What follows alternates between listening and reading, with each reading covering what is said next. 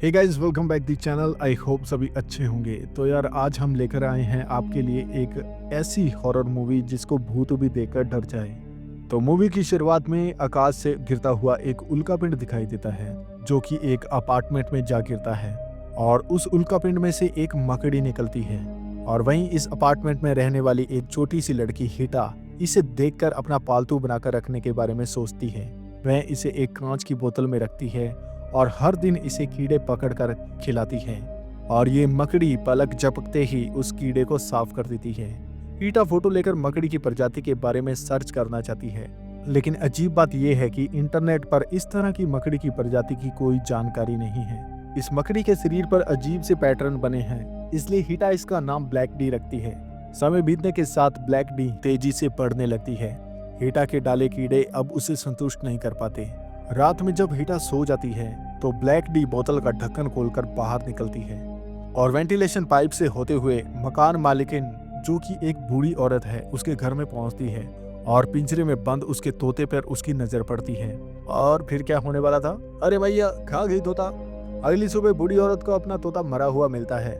ये क्या हुआ? लोहे का पिंजरा भी कटा हुआ है। फिर वह हीटा के फादर को बुलाती है, जिनका नाम डीन है। यही डीन समझता है कि ये सब चूहे ने किया होगा, इसलिए वह चूहे मारने वाले व्यक्ति को बुलाता है, जिसका नाम काली है। काली उस तोते के हालात देखकर पता लगाता है कि यार, इसकी मांसपेशियां गल रही हैं और स्पष्ट है कि इसे चूहे ने नहीं बल्कि किसी जहरीली चीज ने काटा है। और तभी वह वेंटिलेटर के बाहर खून का निशान देखते हैं, तो वे समझ जाते हैं कि इस वेंटिलेटर के अंदर कोई ना कोई जानवर है। इसलिए वह स्मोक फेंकते हैं और पूरे अपार्टमेंट में अच्छे से कीटनाशक का छिड़काव कराते हैं। और जब वह रेंचो के कमरे में आते हैं, जो कि इसी अपार्टमेंट में रहता है, रेंचो छोटे छोटे जानवरों से भरा हुआ एक जार रखता है और उसमें एक वेल भी है। पूछने पर पता चलता है कि रेंचो एक ग्रेजुएट छात्र है और उसे छोटे जानवर पालकर उस पर रिसर्च करना पसंद है। और इसके बाद में काली हीटा के कमरे में पहुंचता है, तो हीटा उसे कहती है कि मेरा एक यहाँ पर पालतू जानवर है और उसे कीटनाशक बिल्कुल भी पसंद नहीं है, तो इसलिए मेरे कमरे में तुम कीटनाशक मत डालो। तो काली उससे पूछता है कि तुम्हारे पास कौन सा जानवर है? तो हीटा उसे मकड़ी वाला कैन दिखाती है। तो काली उसे गौर से देखता है कि यार, इसके अंदर क्या है, क्योंकि वह जालों से भरा पड़ा था। तभी अचानक उसके सामने मकड़ी आती है और वह एकदम से चौंक जाता है। काली के जाने के बाद हीटा कमरे में ब्लैक डी को छेड़ती है और उसे ढूंढने की कोशिश करती है और एकदम से डर के जार को रख देती है। उसे कुछ अजीब लगा। तभी अनजाने में एक छोटी सी व्हाइट बॉल, और शायद हो सकता है कि वह सल्फास की गोली हो, और वो गोली एकदम से जार के पास आती है। तो हीटा देखती है कि अंदर मकड़ी को इससे काफी तकलीफ हो रही है। वह गंदा ब्रेन बॉल जब उसके जाले पर लगाती है तो वह जाला एकदम से टूट जाता है और वहीं डरी हुई मकड़ी बोतल को हिलाने लगती है और यहाँ से भागने की कोशिश करती है, लेकिन सौभाग्य से उसकी बोतल हीटा पकड़ लेती है, वरना शायद ये मकड़ी यहाँ से भाग जाती। इसके बाद में हीटा देखती है कि सिर्फ 2 दिन में मकड़ी ने काफी बड़ा साइज ले लिया है और वह कम से कम एक हथेली जैसी बड़ी हो गई है। इसके बाद में रात के समय जब हीटा सो रही थी, तो मकड़ी उसके कमरे से बाहर निकली, अपने आप इस बोतल को खोल के। वह पाइप से होती हुई हीटा के नीचे सी मैडम के घर में पहुंचती है। इस बार उसका बड़ा शिकार निशाने पर है। सी मैडम, जो कि अपने ध्यान में सो रही थी, और कहा जाता है कि वह इस समय डिप्रेशन में चल रही थी। तो मकड़ी उसके ऊपर हमला करती है और उसे काट लेती है। उसके शरीर में जहर इंजेक्ट कर देती है। जहर फैलते ही मैडम नीचे गिर पड़ती है और उसका शरीर नियंत्रण से बाहर हो जाता है। तभी हम एक भयानक मंजर देखते हैं कि वह मकड़ी उसके मुंह के अंदर चली गई है।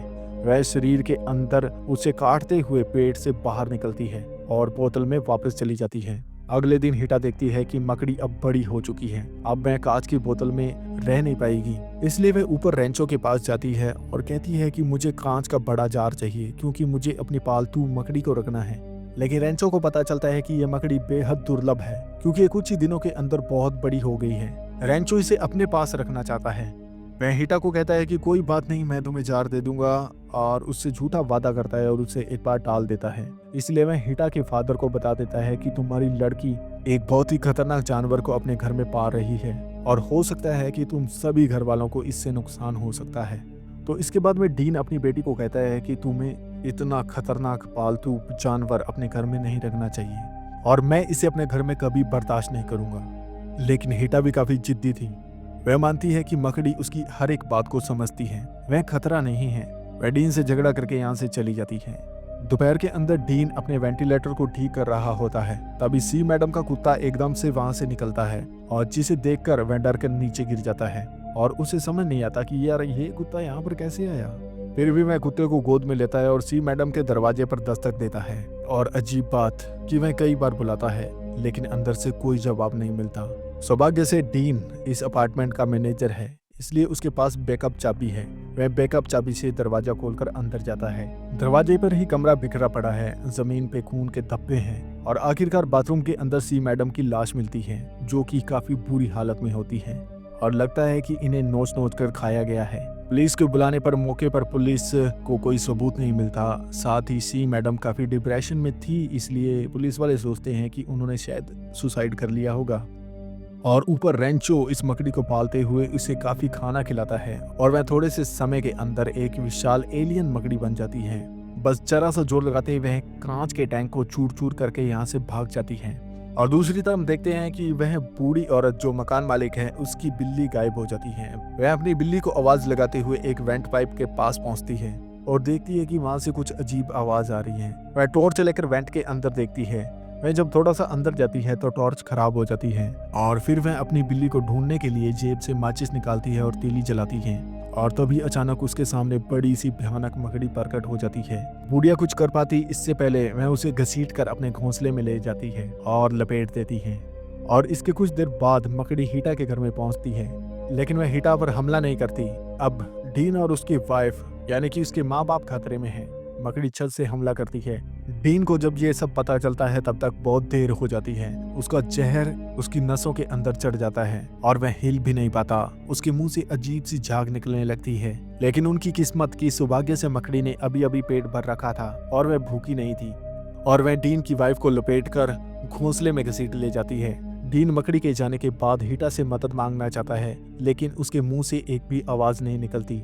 साथ ही हीटा ने हेडफोन लगा रखे हैं और उसे कोई पता नहीं कि उसके घर में क्या हो रहा है। और देखते ही देखते वह मकड़ी डीन को भी घसीट ले जाती है। और तभी सी मैडम का कुत्ता असामान्य रूप से भौंकने लगता है और बाहर की तरफ लगातार भौंकता रहता है। इससे हीटा सतर्क हो जाती है। वह अपने भाई जो कि बहुत ही छोटा है उसे झूले में छोड़कर खुद लिविंग रूम में जांच करने के लिए जाती है। वहां पर जाने के बाद में वह वेंट को खुला देखती है। डीन ठीक उसी वक्त घसीटा जा रहा होता है। हीटा वेंट के पास आती है और समझ जाती है कि माता पिता संकट में हैं। वह फोन निकालकर पुलिस को कॉल करना चाहती है, लेकिन बाहर बर्फीला तूफान चल रहा था, इसलिए वहां पर नेटवर्क नहीं होता। और अजीब बात यह होती है कि इस बार घर के बाहर का दरवाजा भी नहीं खुलता। हीटा समझ जाती है कि शायद उसका पाला अब ब्लैक डी से पड़ गया है। तभी पाइप से तेज आवाज आती है और ये मकड़ी यहाँ से बाहर आने की कोशिश कर रही होती है। सौभाग्य से हीटा के पास एक अलमारी होती है। वह वेंट को उस अलमारी से ब्लॉक कर देती है और मकड़ी को वहीं रोक देती है, लेकिन कमरे के अंदर एक से ज्यादा वेंट है। मकड़ी दूसरे वेंट से बाहर निकलती है। वह मकड़ी एकदम से हीटा के ऊपर आ जाती है और हीटा यहाँ बेहोश हो जाती है। तो जब हीटा को होश आता है तो देखती है कि उसका भाई वहाँ पर नहीं है। अपने भाई को बचाने के लिए हीटा कॉकरेज की गोलियां पीसकर पाउडर बनाती है, जिसे हम शायद पहले सल्फास की गोली बोल रहे थे।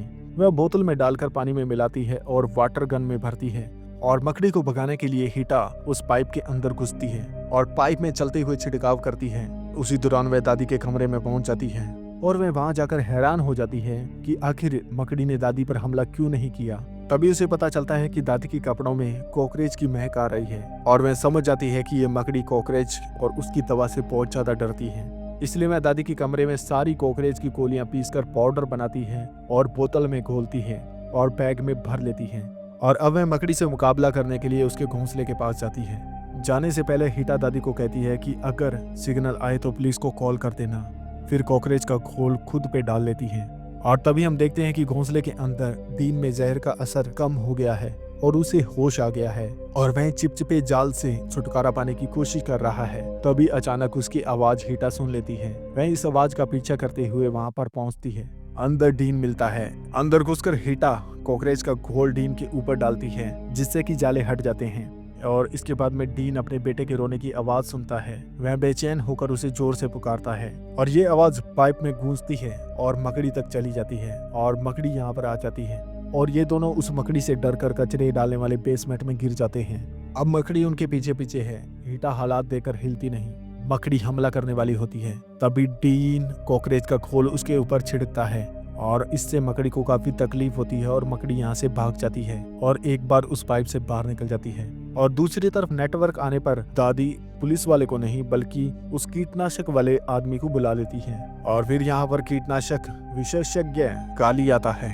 उसने इतनी बड़ी मकड़ी कभी नहीं देखी थी। वह डर कर हीटा वाले बेसमेंट में लुढ़क जाता है और उसे डीन के हाथ में जो कॉकरोच का घोल है उसके बारे में पता चलता है, तो वह बोतल छीन कर सब अपने ऊपर डाल लेता है और ये उनके पास आखिरी घोल की बोतल थी।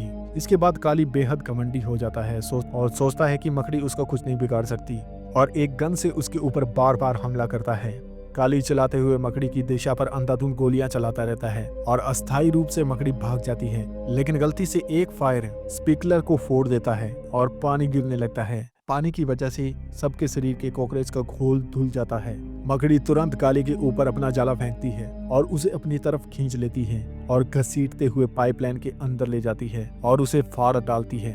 डीन समझ जाता है कि अब वह सुरक्षित नहीं, इसलिए वह हीटा को लेकर कचरे के स्पिंडक में घुस जाता है और अब वह एक प्लान बनाते हैं। वह मकड़ी को अंदर बुलाते हैं ताकि वह हैमर के द्वारा उसे मार सके और तभी यहाँ पर डीन को अपनी पत्नी और बेटा मिल जाता है। सौभाग्य से मकड़ी ने उनको नहीं मारा था, सिर्फ जाले में कैद किया हुआ था कि जब उसे भूख लगेगी तो खा लेगी। डीन बची हुई थोड़ी सी कॉकरोच का घोल अपने बच्चे के ऊपर डालता है ताकि वह बचा रहे, लेकिन इनका खतरा भी टला नहीं था।